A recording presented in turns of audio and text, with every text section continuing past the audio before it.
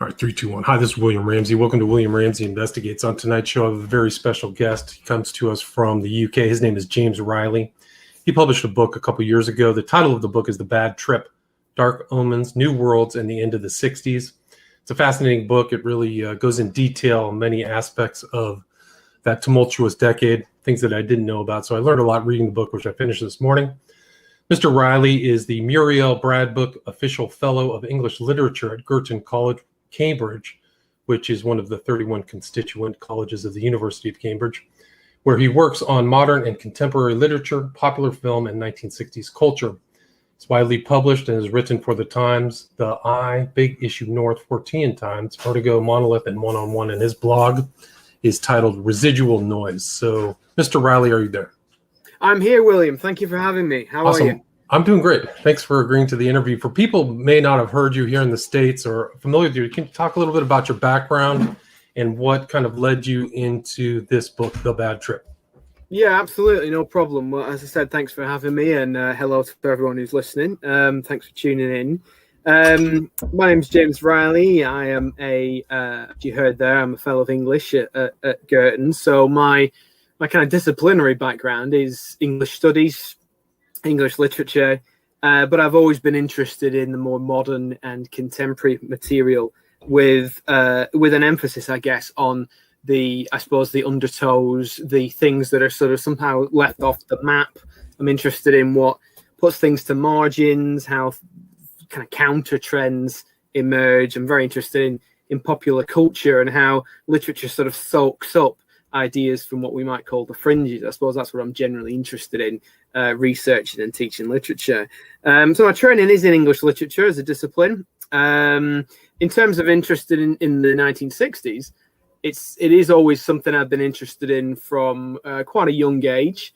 I grew up listening to loads of really great 60s music, very much thanks to my father's record collection, which I think is a way that lots of people get into that kind of music. And I grew up also during what in the UK is called the sort of Britpop era, sort of 90s, which when there were all kinds of bands like Oasis and Blair were very popular at the time. And I growing up and being interested in that, I was always kind of fascinated by the sort of origins of that and where the reference points were. And I thought, I guess these were my sort of entryways into it. And at the time, as a teenager, there was also a program on both the radio and the TV in the UK called Sounds of the 60s, a kind of BBC show, which showed loads of really great clips from the 1960s, played loads of really great music on the radio each weekend. And I was always really interested in the way that tonally it would move really quickly from a kind of sparky, bubbly pop to really quite dark and sort of strange material, and how that tonal shift could also be in the career of the same kind of band.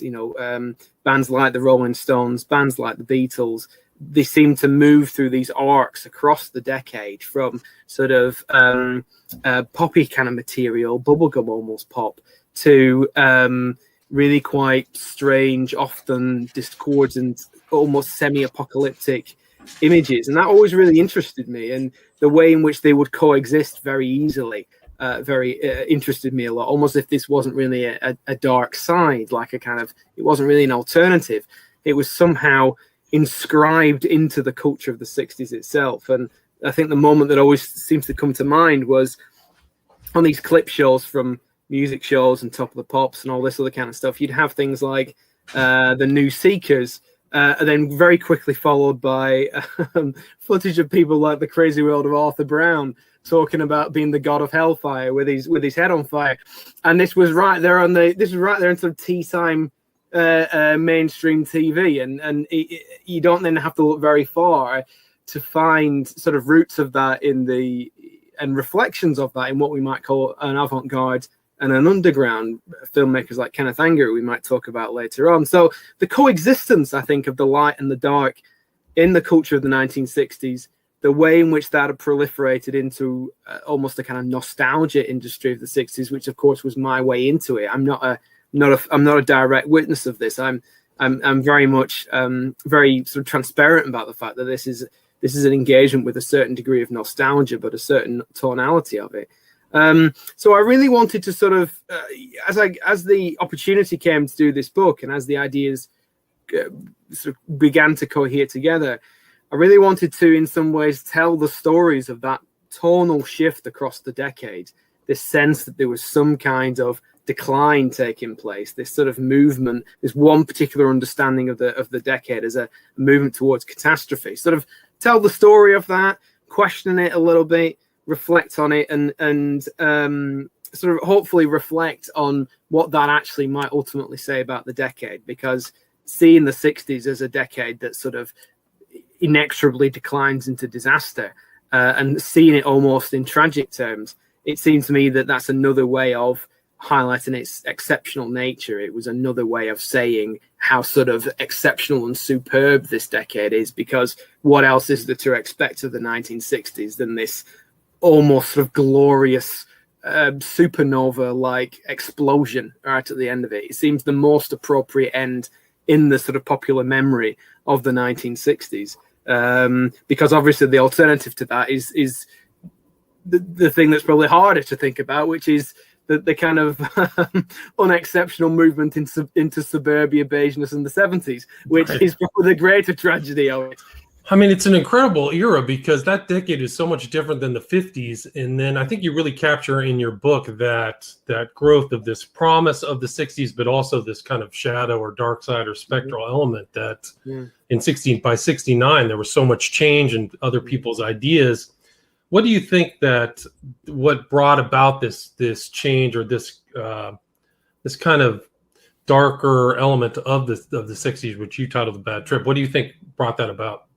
Well, in one sense, you can see it as a sort of failed utopianism. You can see it as a kind of inevitable short-termism of a lot of very promising ideas. If you think about what we might refer to as the so-called counterculture, broadly understood, in both the UK and America, as I'm sure most of your listeners are aware, you had this bringing together of lots of very dynamic forces on the basis of the newly educated young post-war generation. But a lot of those projections and a lot of those hopes and a lot of those aspirations seem to revolve around the idea of youth, which is always going to be transient and temporary, which is always going to be difficult to sustain. So even at its most utopian, there's a kind of temporariness to it. There's a short-termism to it, which I think invites a certain kind of sense of decline, a kind of withering, and a sense that something is running out, even if it turns into something else. So I think the youth element of it has got a lot to do with it. I think there is also a political shift at the same time. You can show a shift, certainly within the left wing, from a sort of non-violent mode of protest to a much more aggressive, a much more militant sense of direct political action. And in some sense, that comes from a frustration within the left itself, a kind of impatience, a kind of a desire to widen the targets. But it is also coming, if you like, in response to the reaction on the part of the quote unquote the establishment. Because I think this is also something we sort of need to keep in mind when we're thinking about the political and cultural situation of the 1960s.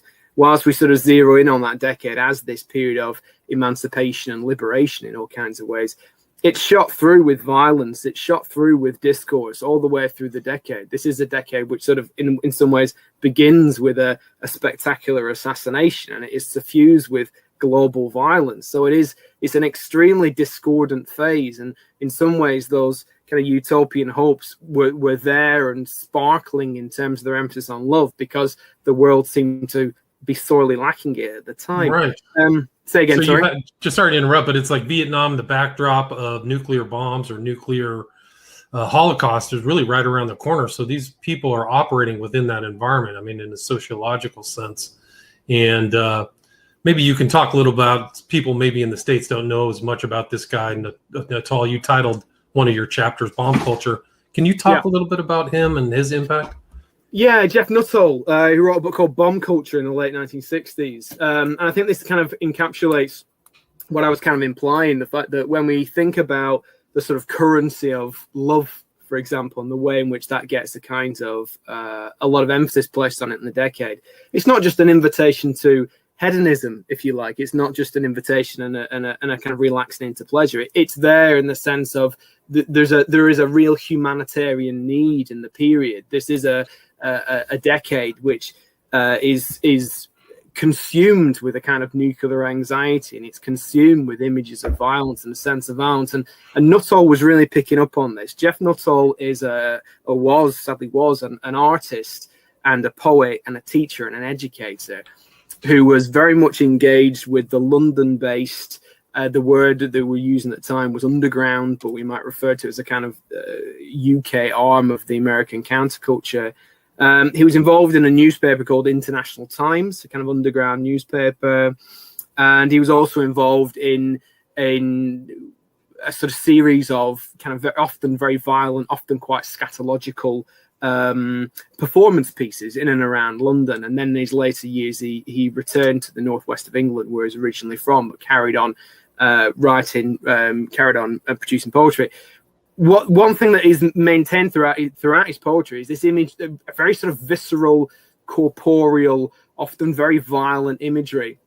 And it's not so much violent imagery in the sense of a kind of assertive, aggressive desire to attack others. It's imagery of the body often in pain. It's imagery of the body undergoing some kind of transformation. It's the body moving out of its sort of parameters. And he, whilst he was writing this poetry and developing this imagery, he was also producing a sort of little magazine that he called My Own Mag, his own sort of publication. And he was publishing American poets. He was publishing Allen Ginsberg. He was one of the first to publish William Burroughs in the UK. And the pages of My Own Mag they're slashed. They're split apart. He would cut them. He would burn them. And there's something there as a reflection of William Burroughs' cut-up ideas and cut-up technique about getting language to say things in a very serendipitous way. But on the same level, it's also the sense that, you know, for him, kind of language can't really bear the brunt of these horrors that he's seeing around him. He was acutely aware of the visceral images of Vietnam, the impact of napalm, on the impact of seeing those first images of street executions, of piles of bodies. He's also coming out of the Second World War with all the associated imagery there, and also the great nuclear shadow. He refers to the generation as being napalm, a sort of post-napalm, post-Hiroshima generation. So for Nuttall, the appropriate response is to kind of really sort of foreground this sense of violence, and it's not nihilistic, it's not misanthropic, it's actually deeply humanitarian in the sense of he's really trying to convey the sort of injustice and kind of humanistic horror at the way in which the military-industrial complex, geopolitics, global war is really sort of violating the human form. So in his book Bomb Culture, it becomes a kind of primer of a lot of these ideas that you can see in his poetry, but it's also a sort of autobiographical movement through the UK underground, where he's sort of pushing against and questioning instances where he's not really, where from his perspective, he's not really seeing enough kind of emphasis on this sense of horror, this sense of atrocity. So he's often trying to punch at what he sees as hypocrisy. He's often trying to argue against moments of what he sees as being ineffective political action. And it's also like a clarion call for a sense of disgust. Nuttall would say that, you know, people need to be kind of more disgusted, more kind of outraged, more kind of horrified.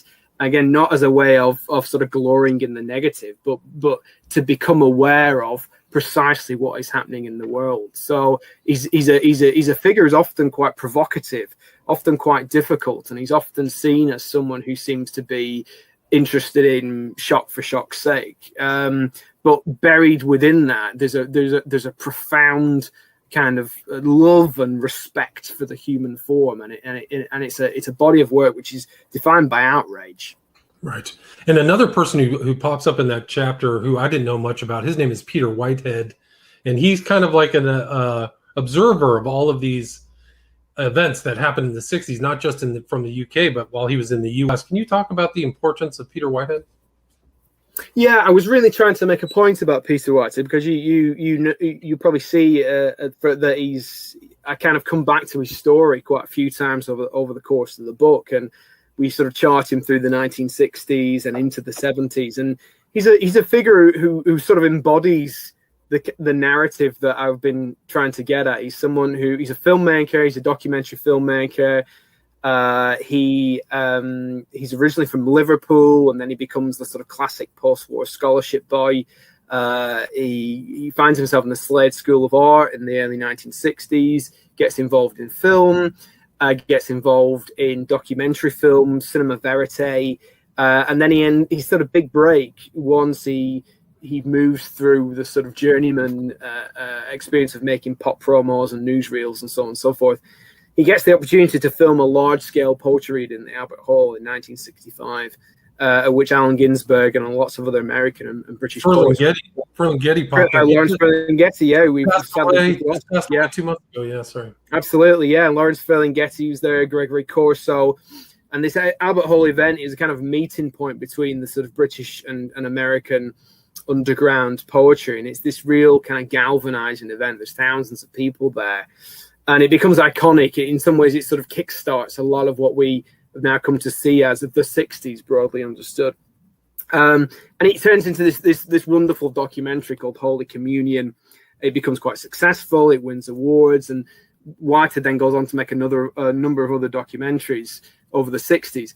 But they become increasingly kind of conflicted. They become increasingly provocative. He gets more and more interested in ideas of violence, protest, similar to Nuttall in this sense, the way in which images, cameras, the media play into that. And he becomes, particularly towards the end of the 60s, when he was making a film called The Fall in New York, which is ostensibly about the slide of the protest movement into direct action, into a much more kind of violent, confrontational mode.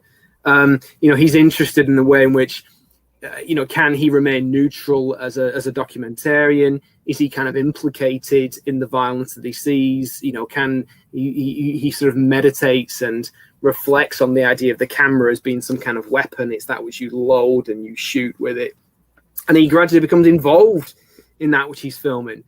So his work over the course of the 60s, this brief but kind of incendiary body of work over the course, essentially the latter half of the 60s, becomes this kind of really powerful and potent index to the sort of sense of decline in terms of utopian hopes and sense of an increase in violence. And so it's a really useful resource, and he becomes a really interesting figure to chart that movement.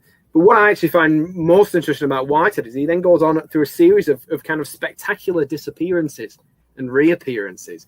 He kind of disappears out of view at the end of the 1960s. He kind of goes invisible. And then he starts to pop up in the strangest of circumstances, or kind of most unexpected of circumstances. He moves through France. He's sort of on the periphery of the Rolling Stones. He ends up making extremely odd films in a variety of French chateaux. And then he ends up being a sort of royal falconer to Prince Khaled Al Faisal. And he has this incredible, into the 1970s and 1980s, incredible career as this sort of globe-trotting falconer. And then he disappears again, and then he reappears in the 1990s as this novelist or sort of visionary pseudo-magician who writes all these strange texts about his life in the 60s. And the whole life, the whole career is documented via a wonderful archive that I worked on for a number of years, which is now at De Montfort University here in the UK. So I was really keen to get some of Whitehead's story in the book, because he's this sort of lightning rod figure. He's always seems to be in the right place at the right time. He moves through all these sectors, all these scenes, and he's always documenting it, and he's always very sort of critical about his role in those scenes. And it's a really kind of interesting story. But he's this. I mean, I'm happy to talk more about him because he's. I think he's interesting. He's a magical figure. Right, but he's done like all these documentaries. He did a documentary with Led Zeppelin. He was Yeah, in London right at the peak of kind of like the new counterculture. He'd yeah, seen all these celebrities, so really a fascinating guy. Not too well known, my understanding here in the States. But yeah, if you yeah. want to expound some more on what he said and what he did, that'd be great. Yeah, yeah. I mean, the thing is, I suppose the work that he's probably best known for is, as I said, this very long documentary called The Fall, and that's just had its 50th anniversary, and that's a really important piece for him because that's really the piece where he's really assessing. It's really assessing his role as a filmmaker and the connection between his role as a filmmaker and counterculture is not the word that he uses. It's protest culture, the word that he uses. And he's fascinated by the way in which the protest culture, as he sees it, has been sort of co-opted and neutralized by the media. And he goes over to America. He's invited over to America in first of all in 1967, and then later on in 1968 when he begins to sort of begin to put the film together. And he's initially invited to make a kind of poppy sort of almost a kind of trailer film for kind of New York by night. He'd recently made a film called Tonight Let's All Make Love in London, which pretty much laid down the visual language of what we might associate with 60s and swinging London. It was sort of mods and nightclubs and changing of the guard and a kind of modish Englishness. Then there was a playfulness to it. I mean, it wasn't without seriousness, but there was a sort of modish playfulness to it. And he was initially invited to do something very similar for New York. This kind of an Englishman's view of the city that never sleeps. That was what was put to him. And he then started moving around the city, looking at all kinds of art events, looking at all kinds of performances. But he saw things being very kind of confused, very violent, very visceral. He spent a night going through Greenwich Village with the police. And they were regaling him with tales of violence and murder and how the murder rate of New York was skyrocketing at the time. And then he became involved with the student protests around Columbia University. That then blossomed into an occupation. And he found himself actually in the occupied building, filming the events from the inside. And this was a sort of turning point between the shift from peaceful protest that had, up until that point, largely defined the anti-war movement, sectors of the counterculture. It's very much where we get those ideas of flower power from. It's flowers in gun barrels and so on and so forth.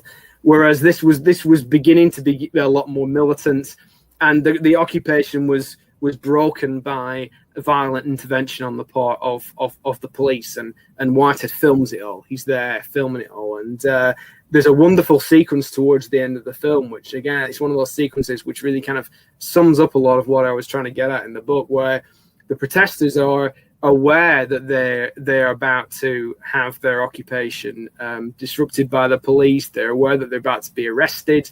They're aware that this confrontation is probably going to be very violent. And they sort of give themselves to it, and they kind of celebrate it in some way. And they're dancing in this occupied office building. And then someone turns up with some bagpipes and starts playing, and you get this beautiful, droning, sort of wonderful, celebratory musical performance, which is so full of kind of ecstasy and joy and kind of hope.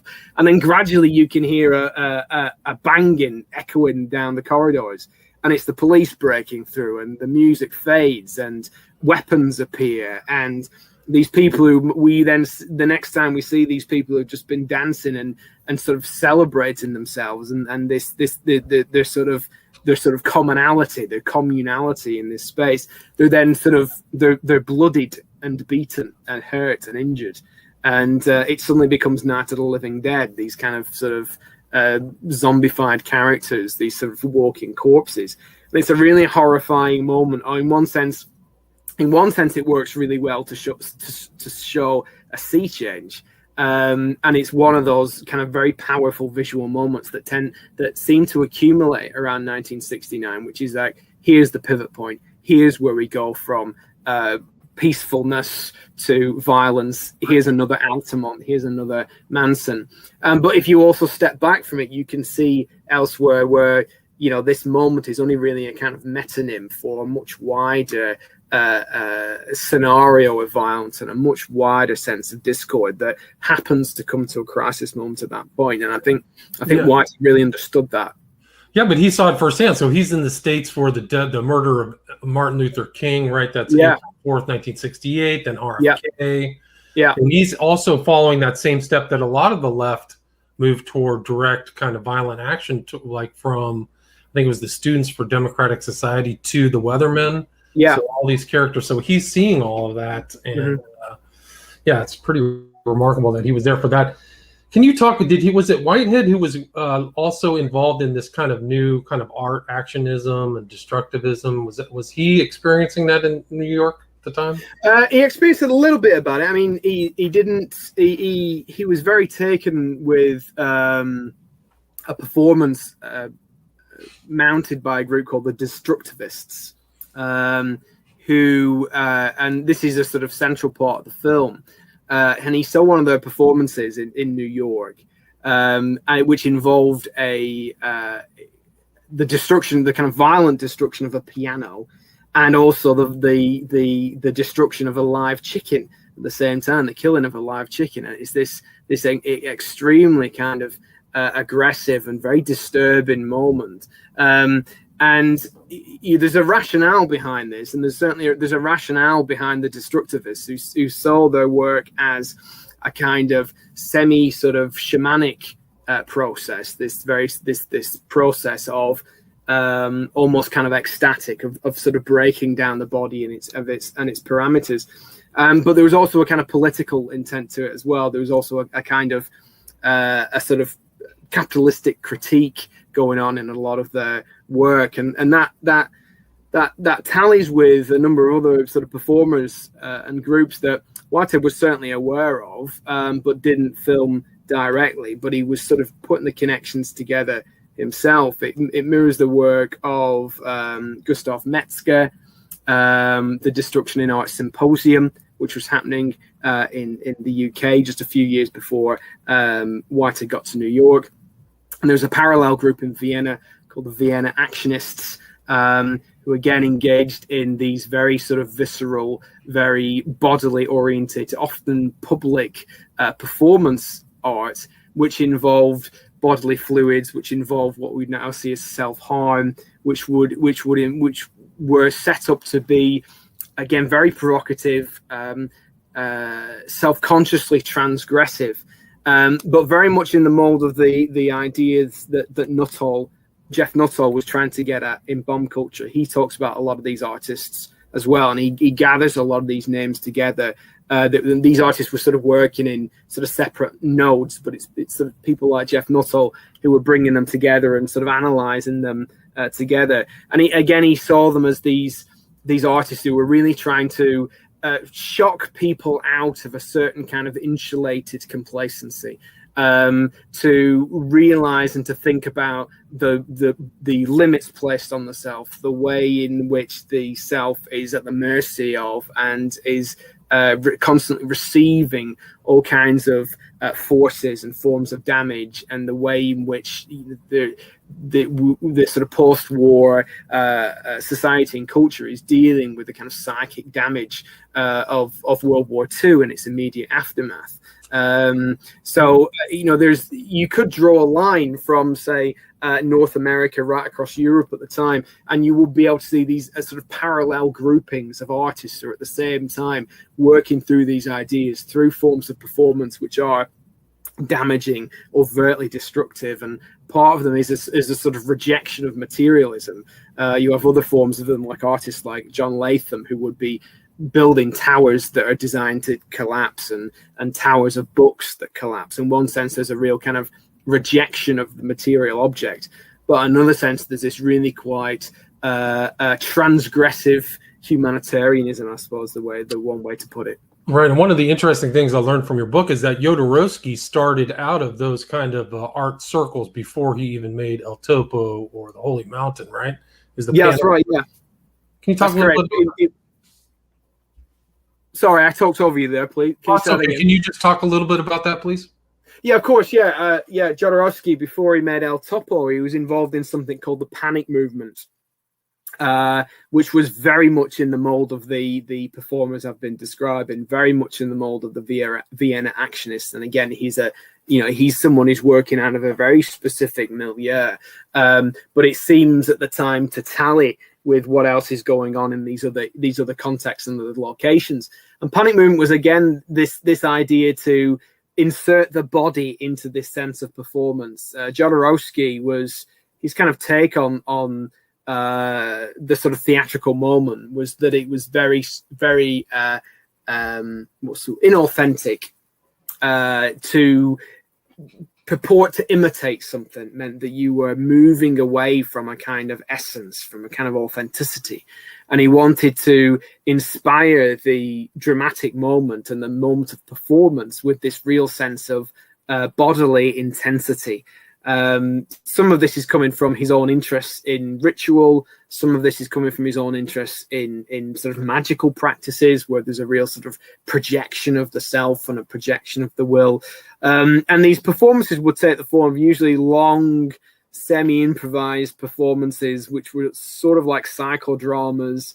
Another way of seeing them would be happenings.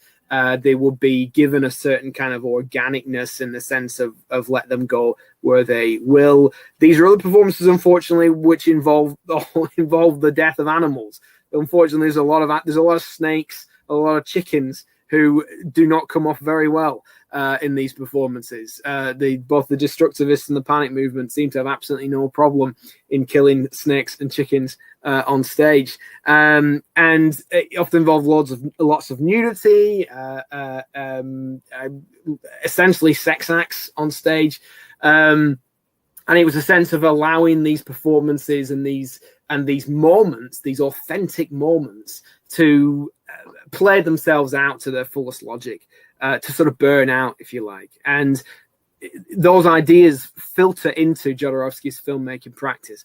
El Topo is, in some ways, a sort of panic film. It's there to induce a kind of visceral response on the part of the viewer.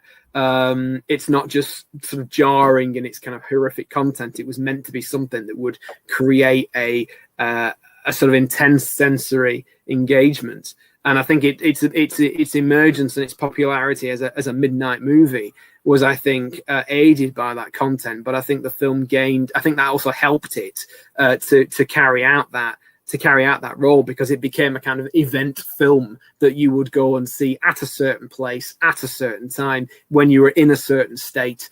And all the sort of jarring imagery, the soundtrack, the incredibly vivid arterial spurts of blood that move all the way through that film. It's meant to be an attempt to kind of get beyond representation.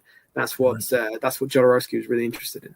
And talking about getting in the right state, I think the outside of the political chaos and cultural chaos, but the impact of LSD in the 60s, I think, was like an internal atomic bomb. Can you talk a little bit about how LSD became an important kind of tie between so many of the figures in your book, but also the kind of how it also, like, I think you wrote in your book, like, it could be positive, but also extremely negative experience. Can you talk about that? Yeah, of course. I mean, LSD has its own history as a substance. And we have people like Aldous Huxley and Timothy Leary to thank for its movement into the general populace.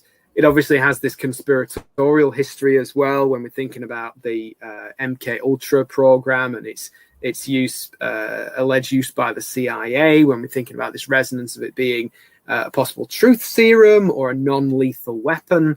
But in terms of its filtration into what we might call the counterculture, LSD is a kind of primer for and a catalyst to what's broadly understood as the psychedelic experience. And I'm sure this is all very familiar to your listeners.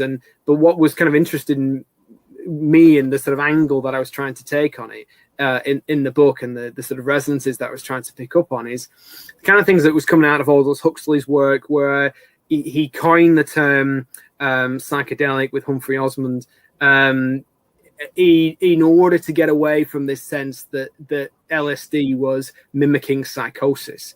They really disagreed with the idea that it was psychotomimetic, that it would sort of induce a kind of temporary madness or a temporary sense of derangement. For them, they had a much more kind of spiritual understanding of it. They felt that this was actually inducing almost, if you like, hitherto unknown, hitherto unexperienced altered states, a movement into another state of being, which we could parallel with or link to a spiritual experience. So it was not so much an imitator, but a generator of experience. And when we see the movement from LSD as a quote unquote psychedelic drug into psychedelia, what we have with psychedelia is a range of cultural forms that are there to in some way approximate that experience, approximate that incredibly subjective and changeable experience with all those color gradations and different forms of distortion, so on and so forth. So it's in some ways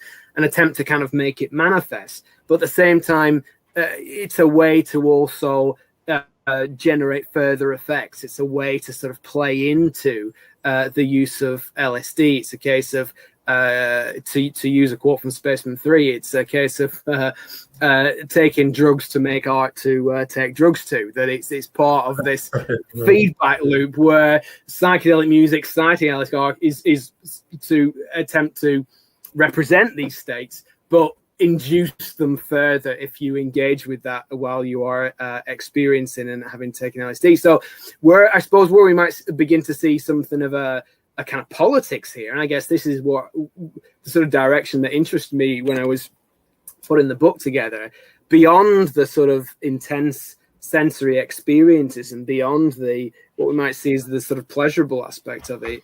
It's something that causes you to rethink your sense of self. It is something that causes you to radically rethink your sense of being, and by extension your kind of ontology. The visionary aspect of LSD, and by extension psychedelia, is not just a sense of thinking through sensory distortions that a substance creates. It sort of confronts you with the possibility of an other world, and I think that's what the countercultural impetus picked up on. The idea that it is possible to think and to imagine and to envisage another state of being, and LSD was a bridge to that. But the more sinister elements of it, and I think this is what we see in the Manson circle, is that the movement to that other world requires, in some way, is built upon a certain opening of the self, a breaking down of certain barriers, of say psychological resistance. It puts one into a potentially extremely vulnerable, a potentially very changeable state, and a potentially very receptive state. This is what Timothy Leary referred to when he was talking about set and setting. Where you are when you take LSD, the mood you're in, the surrounding stimulus very much affects the nature of the experience that you go on to have. Someone like Manson seemed to understand this and would use the LSD both as a kind of sacrament, but also something that he could use to gain a degree of influence on those who made up the family. It would be kind of inscribed into their kind of routine, their kind of group mechanism. But Manson would stand slightly back from taking it. He would observe the other members of the family take it, and that put him in a very strong programmatic role. He could manipulate things, he could programatize things. So it has enormous, if you like, visionary potential. And I think that leads to a kind of politics of inner space, that leads to a potentially utopian politics, because it does require you to rethink these normal parameters. But the darkness of it is not just the sort of potential sensory horror of what we might call a bad trip. The more it's the ethical and moral darkness linked to the possibility it opens for someone to significantly manipulate somebody else. Right, and that was kind of one of the backdrops of LSD coming to the public. I think you wrote about a doctor in LA who said this shouldn't be brought out to mass usage, and Leary kind of was the counterpoint to that position and kind of seeded it out everywhere. I think it's also interesting that Huxley died same day as JFK taking LSD. Some of his wife is dripping in his mouth. But I think that just added to the craziness of that decade was this whole element of this political turmoil, but also throw in the LSD, and then almost becomes a loop. LSD creates more political turmoil. Is there anything else you'd like to cover? We're at about 45 minutes. Anything else you'd like to talk about your book as well? I think the only thing else that I think that might be of interest to your listeners, I think if we're thinking about the moving into potentially unfamiliar territory, again, just going back to the Whitehead material, Whitehead's a fairly he's a character whose work is gaining increased interest, but I don't just mention this just to harp on about the same topics, but he has a film that he makes in the later 1970s called Fire in the Water. And if anyone who's listening to this finds Whitehead interesting, or finds some of the ideas that we've been talking about today interesting, I'd really recommend people to try and seek that out. It's quite obscure. It's not that easy to see, but there's quite a lot of writing about it, and it's a very interesting piece that comes at the very end of the period that I'm talking about in the book. He releases it after some delay in 1977.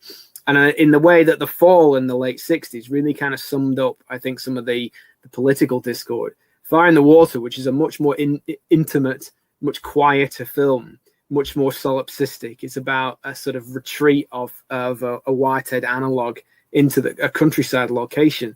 But it becomes very intense and very hallucinatory towards the end of it.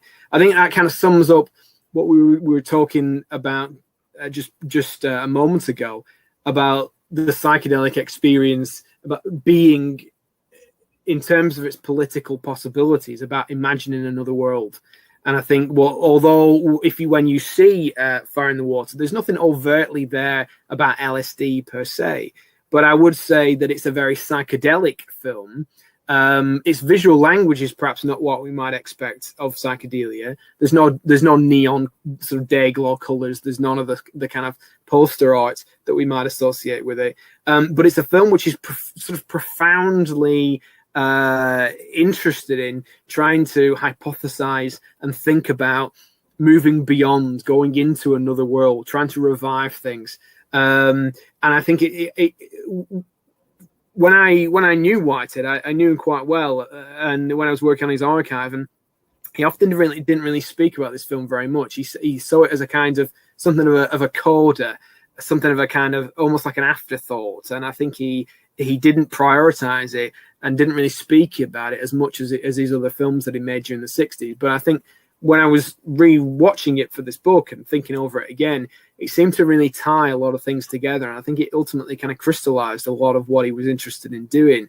And it's also about how the filmmaking process can also be implicated in this psychic process of projecting oneself, of moving into another way of existence. So if our chat tonight has inspired anyone to think about Whitehead in relation to these themes, I'd really recommend that as a kind of adventurous choice for people to seek out. Gotcha. And he kind of just passed away recently too, 2019. He had a long, like you said, many chaptered life, right? Yeah, right. You just lost him just recently. Yeah, it was sad to hear. Yeah. So, is there anything else you'd like to add, or anything, contact information? Where can people? Yeah, I have my blog called Residual Noise, which there's lots of stuff on there in terms of the research that I do. There's lots of kind of sort of side notes to the book. There's a few things about the people that I've been writing about. I post there regularly, so anyone's very welcome to have a look at that and get in touch through there. And I am also on Twitter at End of Sixties. So despite all the things that I say about cults in the book, you're welcome to follow me via Twitter. Awesome. So thanks so much for the interview. Really brilliant book. I highly recommend this book. Again, the title of the book is The Bad Trip: Dark Omens, New Worlds, and the End of the 60s by James Riley. James, thank you so much. Thank you, William. My pleasure. All right. Bye-bye.